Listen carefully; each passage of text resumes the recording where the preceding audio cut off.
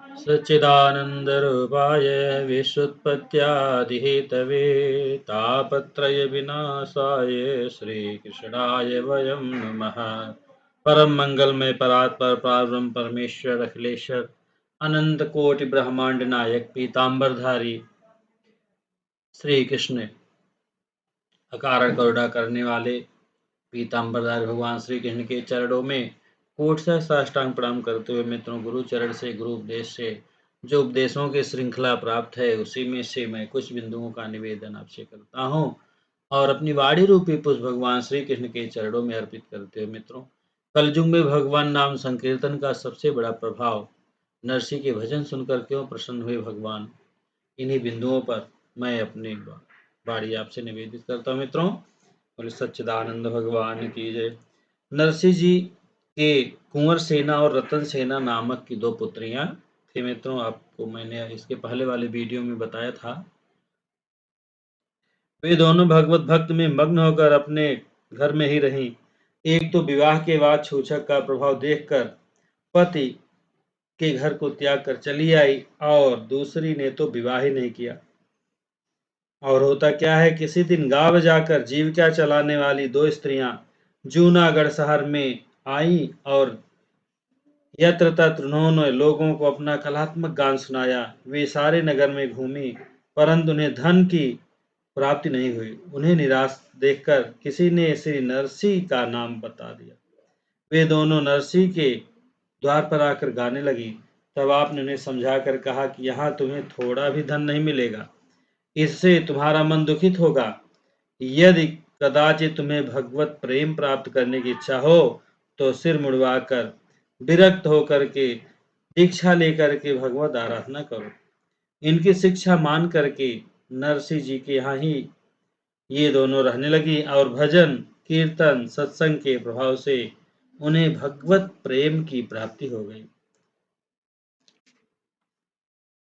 श्री नरसिंह जी की दोनों पुत्रियां और दोनों गायिकाएं मिलकर एक साथ रहने लगी मित्रों। प्रेम भक्त के रंग में रंग कर चारों साथ साथ हरिनाम गुण संकीर्तन करती और भावों को बता बता कर नृत्य करती। इससे सबको बड़ा आनंद आता। परंतु इस नृत्य गान को देखकर सालंग नाम के राजमंत्री, जो नरसिंह जी के मामा भी लगते थे, उन्होंने राजा से इनकी निंदा करते हुए कहा कि बड़ा अनुचित, धर्म के विपरीत काम हो रहा है राजन। मेरा भांजा नरसिंह स्त्रियों को एकत्र कर उनके साथ नाचता है।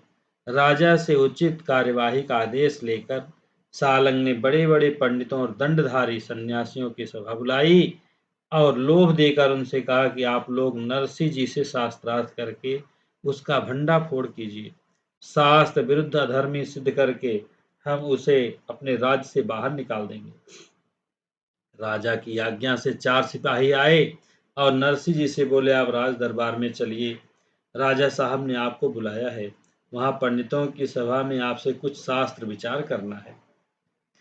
यह सुनकर श्री नरसिंह जी उन चारों लड़कियों को साथ ले भगवत प्रेम में मग्न हो श्री हरिनाम संकीर्तन करते नाचते गाते हुए राज दरबार में पहुंचे। राजसभा में उपस्थित पंडितों ने आपसे पूछा कि आप इन तरुणी स्त्रियों के साथ नाचते गाते हैं, उन्हें साथ लिए फिरते हैं, यह भजन साधन की कौन सी रीत है?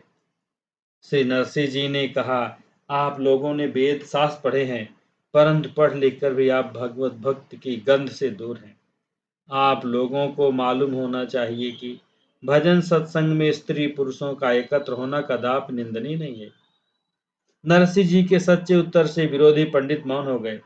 इसी बीच सभा में उपस्थित एक भक्त ब्राह्मण ने कहा, राजन, जब वे अपनी बेटी के यहाँ छूछक देने गए थे उस समय मैंने अपनी आंखों से इनका प्रभाव देखा था। ऐसा कहकर उसने उमंग में भरकर छूछक की कथा विस्तार पूर्वक वर्णन कर दी, सुना दिया। मित्रों, इस बात को सुनकर राजा बहुत प्रभावित हुए और नरसिंह जी के चरणों में गिर पड़ा और प्रार्थना करते हुए बोले, आप अपने घर को जाएं और सुख पूर्वक रहिए। आपने सर्वेश्वर प्रभु को अपने बस में कर रखा है, उन्हीं के भक्ति भाव में सर्वदा मग्न रहिए। मित्रों, भक्त श्रेष्ठ नरसिंह जी के भगवान के मंदिर में श्री विग्रह के समक्ष जब सुंदर केदार राग बड़े उत्साह के साथ गाते थे, तो उस समय भगवान के कंठ की फूल माला अपने आप टूटकर रसिक शेखर के वक्षस्थल पर आ जाती थी।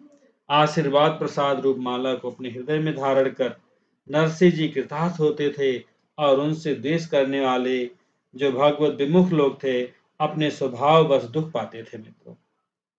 ऐसे ही कुछ दुष्टों ने एक बार जाकर राजा को सिखाया पढ़ाया कि नरसिंह की भक्ति का जो प्रभाव चारों ओर फैला है, उसमें सच्चाई कुछ भी नहीं है।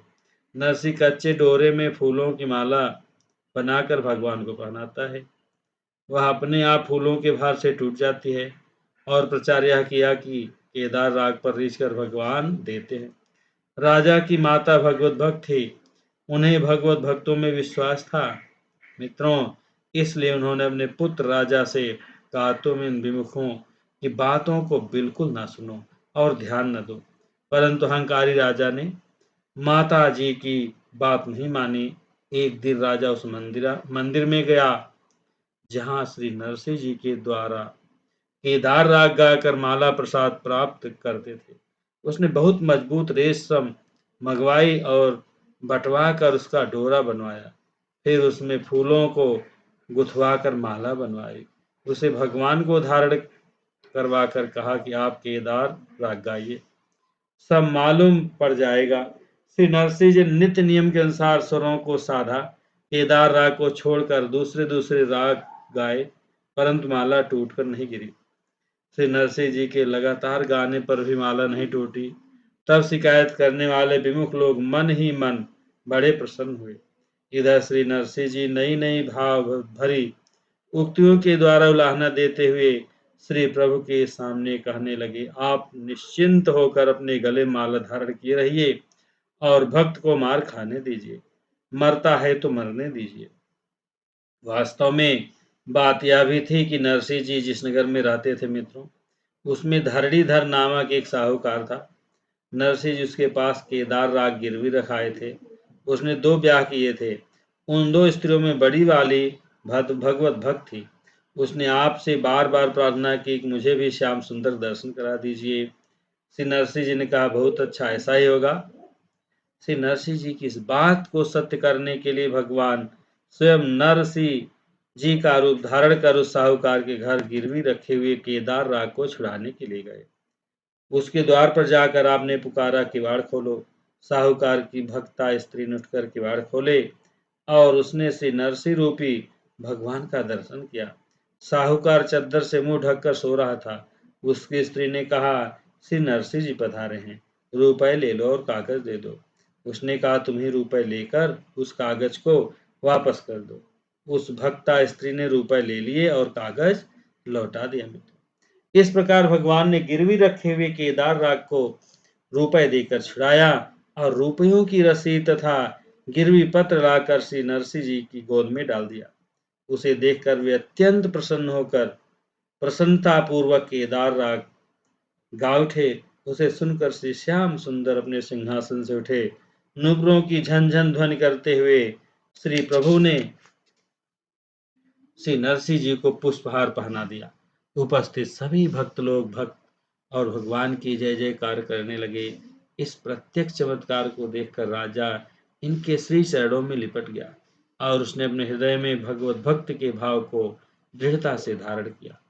इसलिए मित्रों, हमेशा भगवान नाम संकीर्तन करते रहना चाहिए।